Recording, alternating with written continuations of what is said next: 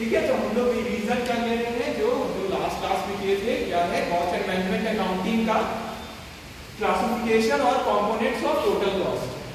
ठीक है, तो इसमें हम लोग देख रहे थे कि सबसे पहला जो हमारा उसमें हम देखते हैं इसको डायरेक्ट चीजों को पहले हम जोड़ते हैं। कौन कौन सा? डायरेक्ट मटेरियल बोलिए आप लोग, फिर डायरेक्ट लेबर और अदर एक्सपेंसेस। कौन सा? डायरेक्ट वाला। तो इसमें ख्याल रखना है, इसको क्या बोलते हैं? जितना भी डायरेक्ट खर्चे हैं इसको क्या बोलते हैं? तो प्राइम कॉस्ट। क्लियर है सबको?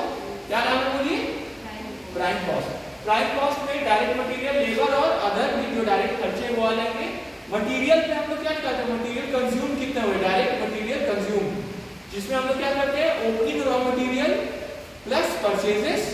ठीक है, और अगर कुछ और खर्चा लगा है लाने में हमको रॉ मटेरियल्स को उसको तैयार करने में, यूज करने से पहले, कंज्यूम करने से पहले, तो वो भी आ जाएगा। तो मतलब कैरिंग अगर हुआ है, लाने में भाड़ा लगा है, और अगर क्लोजिंग है तो माइनस, है ना। तो इससे क्या जाएगा? डायरेक्ट मटेरियल का कितना कंज्यूम हो गया। तो सारा जो डायरेक्ट प्लस करते हैं हम लोग, तो क्या रहता है हमारा? Prime cost. फिर सेकेंड इसमें हमारा एक बार ये फैक्ट्री ये वाला हो गया डायरेक्ट वाला चीज। तो फिर हम लोग देखते हैं फैक्ट्री कॉस्ट या वर्क्स कॉस्ट कितना आया है, क्योंकि और भी काम करना होता है। ठीक है, जब तक बिक न जाए तब तक क्या होता है? कॉस्ट कॉस्ट कॉस्ट में ऐड होता रहता है ना। ठीक है, तो फैक्ट्री कॉस्ट या वर्क्स कॉस्ट जिसको हम लोग बोलते हैं, क्या उसमें होता है? जो पुराना वाला मेरा टोटल खर्चा वो भी आ जाएगा, क्योंकि तो खर्चा हो गया, प्लस हमारा फैक्ट्री का जो इनडायरेक्ट एक्सपेंसेस है, हम लोग जानते हैं ओवरहेड्स मतलब क्या होता है? Indirect expenses. तो फैक्ट्री का जो भी इनडायरेक्ट एक्सपेंसेस है वो अब ऐड हो जाएगा। ठीक है, तो अब इसमें हम लोग को ध्यान देना है क्या? वर्क इन प्रोग्रेस का भी अगर कुछ है कैलकुलेशन, जैसे ओपनिंग अगर कुछ है, ठीक है, माइनस क्लोजिंग, और अगर सेल हम किए हुए हैं कुछ, ठीक है, किसका? वर्क इन प्रोग्रेस का। अगर स्क्रैप हो गया है, ठीक है, तो सेल ऑफ WIP अगर स्क्रैप है, ठीक है, वर्क इन प्रोग्रेस स्क्रैप, ठीक है, तो उसको भी हम लोग क्या करेंगे? माइनस कर देंगे। क्यों? क्योंकि हमारा कॉस्ट तो वापस आ गया ना, कुछ हम बेचे तो क्या होगा? कुछ पैसा तो हाथ में आ गया, तो कॉस्ट कम होगा कि नहीं? कम होगा। क्लोजिंग में क्यों माइनस करते हैं? क्योंकि हमारा कॉस्ट का पार्ट नहीं बना, क्योंकि वो तो नेक्स्ट बार में फिर यूज आएगा ना। क्लियर हो गया? क्लियर है? चलिए फिर नेक्स्ट आगे बढ़ते हैं। फिर देखिए इसके बाद क्या आता है? Cost of production. तो अभी तक मेरा टोटल खर्चा किसमें चला गया है? फैक्ट्री या वर्क्स कॉस्ट में, तो उसको लिया है, प्लस ऑफिस और एडमिनिस्ट्रेटिव खर्चे भी आ जाएंगे। जैसे सैलरी हम दे रहे हैं, ऑफिस को कोई इक्विपमेंट फिक्स एसेट यूज कर रहे हैं, इसका डेप्रिसिएशन, ये सब खर्चे यहाँ पे आ जाएंगे। हम तो पढ़े हुए, इसमें डायरेक्टर फीस भी आता है ना, ऑडिट फीस भी आता है। तो एग्जांपल जितने भी हैं प्राइम इसके डायरेक्ट मटेरियल के, लेबर के, फैक्ट्री ओवरहेड्स के, ऑफिस एडमिनिस्ट्रेशन के, ये सब हम लोग को जानना है। सेलिंग एंड डिस्ट्रीब्यूशन के, नहीं तो हम लोग क्या कर सकते? गलत कर सकते हैं, पता नहीं चलेगा किसमें ऐड करना है। तो हम लोगों को क्लैरिटी रहेगा तो सही कॉस्ट आएगा वो हमारा। फिर क्या आएगा? Cost of goods sold. Cost of goods sold में हम लोग जानते हैं क्या आता है? कॉस्ट ऑफ प्रोडक्शन आ जाता है, plus opening finish goods minus closing. क्योंकि हम हो सकता है पिछले वाला भी गुड्स बेचे हो, इसलिए ओपनिंग को प्लस करते हैं, क्लोजिंग को बिका दी, तो क्या हो जाता है? माइनस। क्लियर हो गया यहाँ तक? फिर नेक्स्ट बढ़ते हैं, क्या बोलते हैं? Cost of sales. इसका दूसरा नाम ही क्या है? Total cost. इसमें सारा कॉस्ट मतलब आ जाता है। फिर क्या आ गया? इसमें क्या ऐड करते हैं? कॉस्ट ऑफ गुड्स सोल्ड जो हमारा पुराना स्टेज में आया है, plus selling and distribution expenses भी ऐड हो जाएगा।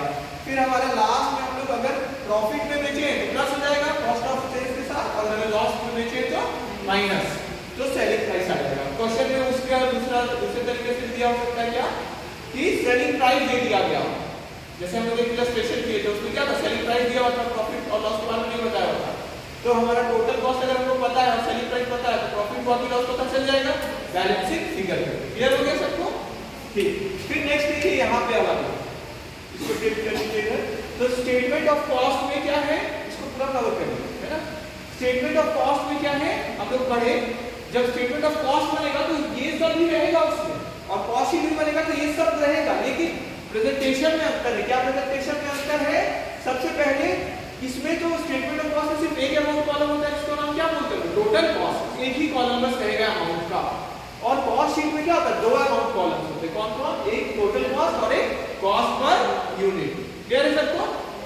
स्टेटमेंट ऑफ कॉस्ट में बस एक और कॉस्ट शीट में दो, ठीक है, दो अमाउंट कॉलम। तो कॉस्ट पर यूनिट कैसे निकालते हैं? टोटल आउटपुट हमारा दिया होगा, आउटपुट्स को भी हमको शो करना पड़ता है कहां? हेडिंग में, कॉस्ट शीट में, ऊपर में, अमाउंट कॉलम से भी ऊपर। इसमें क्या हम लोग लिखते हैं? यूनिट्स कितना, आउटपुट इन यूनिट्स। तो आउटपुट इन यूनिट्स को शो किया जाता है। क्लियर हो गया? तो पर यूनिट कैसे निकालेंगे? कॉस्ट पर यूनिट, जितना मेरा टोटल कॉस्ट आ रहा है हर चीज का, रॉ मटेरियल का, उसको डिवाइड कर दी किससे? टोटल यूनिट से। अगर 10,000 हम यूनिट प्रोड्यूस किए हैं, मेरा मटेरियल का कॉस्ट आया है मान लेते हैं 1 लाख, तो 1 लाख डिवाइडेड बाय 10,000, वेजेस हम दिए हैं मान लेते हैं 20 लाख और टोटल प्रोड्यूस किए हम 10 लाख, तो 20 लाख डिवाइडेड बाय 10 लाख। वो तो इजी है, बस कैलकुलेशन करना, डिवाइड कर देंगे सबको, टोटल कॉस्ट का सब अमाउंट। क्लियर है सबको? क्लियर है? ठीक है, तो ये हम लोग को ये बेसिक चीज है, अगर ये नहीं जानेंगे हम लोग तो हम लोग रॉन्ग हो सकता है हमारा, है ना। और एग्जांपल्स हम लोग को थॉरोली अच्छा से पढ़ना है कि किसमें कौन सा खर्चा आता है, फैक्ट्री ओवरहेड में क्या आता है, ऑफिस एडमिनिस्ट्रेशन में क्या आता है, उसी तरह डायरेक्ट मटेरियल सब, तो ये सबको भी जानना होगा। उसके लिए बार बार रीडिंग करना है, रिवाइज करना है, लगातार पढ़ना है कुछ दिनों तक, ताकि वो अच्छे से हो जाए। सारा इलस्ट्रेशन भी देखना है, जिसमें कुछ अलग रहेगा उस इलस्ट्रेशन का उस पार्ट को मार्क कर लेना है। कोई ऐसा आइटम जो नॉर्मली सब्जेक्ट अलग क्वेश्चंस में नहीं है तो उसको क्या करना है, मार्क कर लेना, ताकि हम रिवीजन करते समय उस पर ध्यान दें। ठीक है, थैंक यू।